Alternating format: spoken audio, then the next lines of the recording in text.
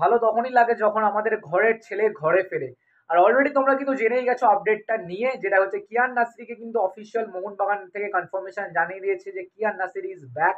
মানে এক প্রকারে ঘরের ছেলে ঘরে ফিরে গেছে।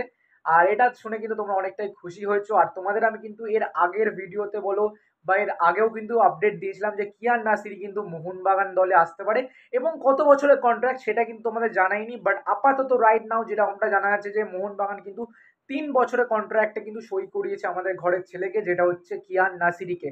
হয়তো তোমরা অনেকজন মিস করছিলে কিয়ান নাসিরিকে তার ঝলক দেখার জন্য। অলরেডি সত্যি কথা বলতে ভাই আমিও কিয়ান নাসিরিকে অনেকটা ভালো লাগে। তার যে পায়ে স্কিলস আছে, মাঝে মাঝে এমন এমন স্কিলস দেখায় যে মোহনবাগানের নয়নের মণি হয়ে উঠেছিল একটা সময়। আর তারপরে কিন্তু চেন্নাই এফসি দলে সই করেছিল।